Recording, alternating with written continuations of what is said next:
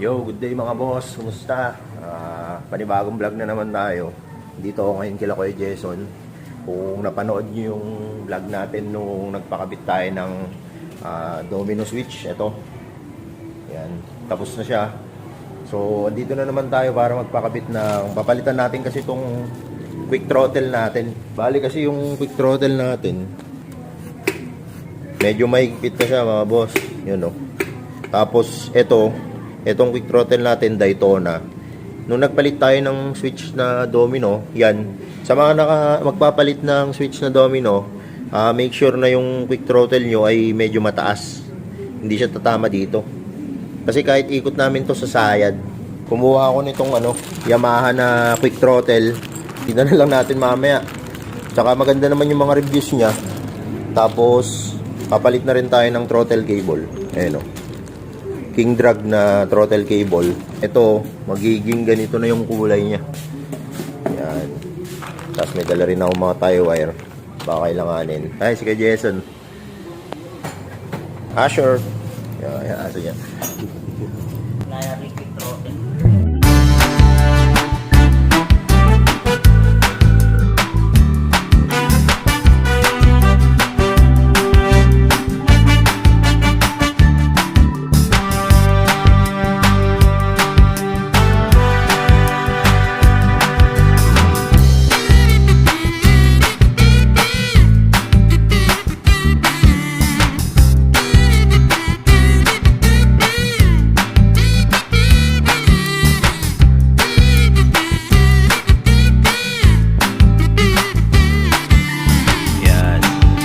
Conversion lang nagagawin dito mga boss kasi mahaba masyado kung throttle cable, so kailangan natin bawasan.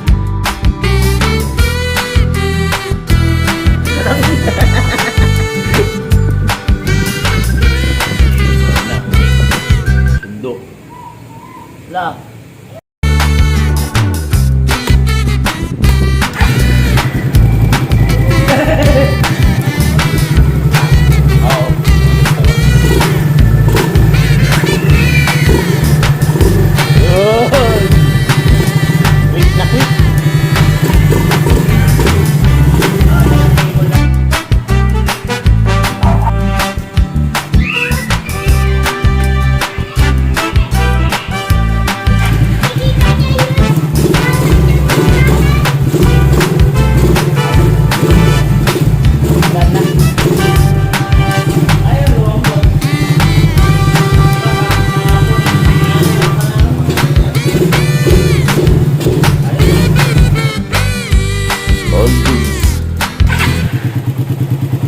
Idle. O, bibigyan mo lang. Basta response na siya. Hindi na katulad ng dati na magaspang yung throttle. Ito na po na. Yo! Ayan mga boss, papakita ko sa inyo. Karoon lang ng konting conversion dito. Siyempre yung cord, pinutulan namin yung wire sa loob kasi masyadong mahaba. Yan. Easy response na siya. So all goods. Yan. So ayos na mga boss yung quick throttle natin. At dahil mabilis lang natin siya natapos, susunod natin ngayon yung JRP na plant shop. Shoutout nga pala, JRP Thailand. Yan o. Shoutout kay Boss Renz Mateo, yan. Sana manotice mo. Legit na JRP, straight JRP itong build natin dito, boss, sa motor. Decals, swing arm, tipos, seat cover, tsaka tappet cover. Yan. Kakabit na natin yung JRP na plant shop natin. Ito mga boss.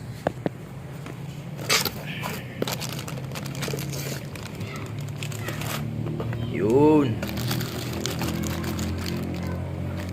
So itong plant shop na to ay pang Raider 150 CNC. CNC na plant shop pang Raider 150 JRP. You know. So titingnan natin kung sukat na sukat nga ba. Yan. Pwede siya sa Wave 125. Raider. Wave tsaka Raider yan. Yes sir. Mga boss, nagkaroon na naman ng konting conversion. Yung stock na damper natin dito sa hub natin na TTGR, pitch siya dun sa stock. Kaso nga lang pag pinalitan natin ng JRP flange hub, kailangan mo siyang kailangan mo siyang tanggalan ng dulo. Di bale, huwag kayo mag-alalapit naman to eh. Ang mahalaga yung play dito. So, lahat ito tatanggalin namin 4.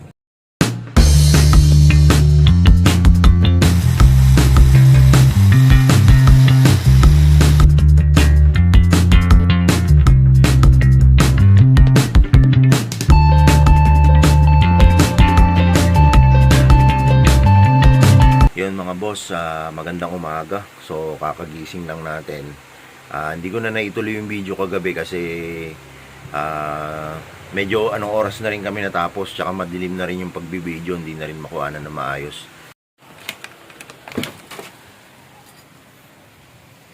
Yan mga boss, good morning.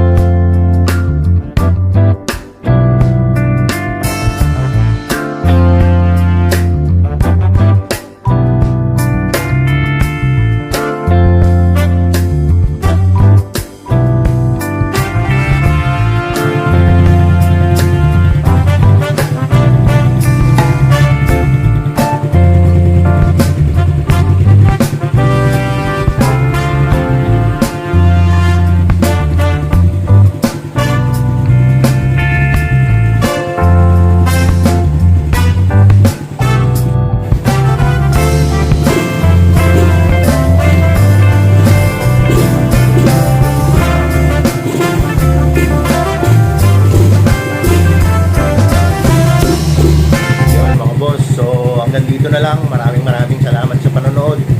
Yan. Kung bago pa lang kayo sa ating channel, please don't forget like, share, and subscribe. Mark's Motovlog. Yan. Tulungan nyo ako umabot yung 1K followers mga boss. So sa next video natin, so testingin natin yung Magic EV na tinatawag. Kung narinig nyo na yun, yung i-convert yung golds to silver, yung mga ganon, yung tatanggalin yung kulay. So, subukan natin yung susunod mga boss. So, ganun lamang. Right, G? God bless.